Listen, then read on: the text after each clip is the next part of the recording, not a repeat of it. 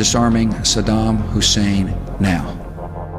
একটা সময় ছিল যখন যুক্তরাষ্ট্রের এক ইশারাতেই মিত্র দেশগুলো যুদ্ধের ময়দানে নেমে পড়ত, কিন্তু এখন দৃশ্যটা যেন দ্রুতই বদলে যাচ্ছে। ক্রমশই নিজের কাছের বন্ধুদের হারিয়ে ফেলছেন ডোনাল্ড ট্রাম্প। বিশেষ করে ইরানকে ঘিরে চলা সংঘাত এই বাস্তবতাকে আরও স্পষ্ট করে তুলেছে।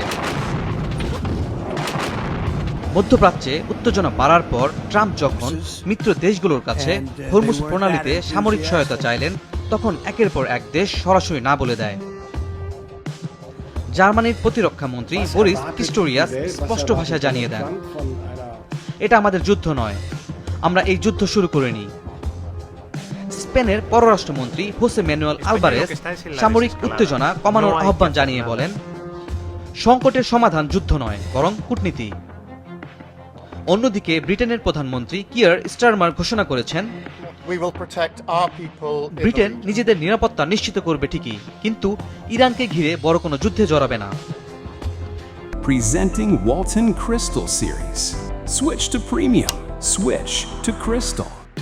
গ্রিস স্পষ্ট করে দিয়েছে তারা হরমুজ প্রণালীতে কোনো সামরিক অভিযানে অংশ নেবে না। এদিকে এশিয়াতেও ট্রাম্পের আহ্বান খুব একটা সাড়া পায়নি।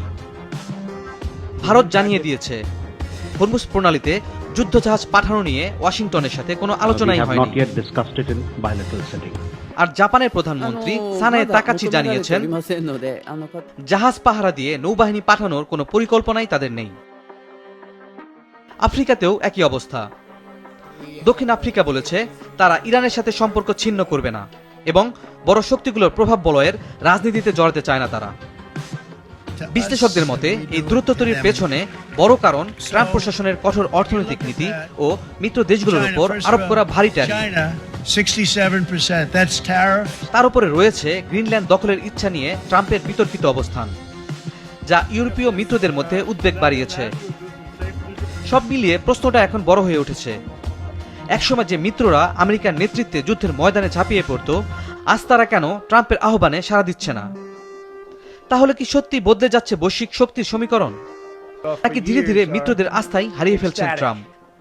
কারণ ইতিহাস বলছে, যুদ্ধে শুধু শক্তিশালী সেনাবাহিনী যথেষ্ট নয়, শক্তিশালী মিত্রও দরকার।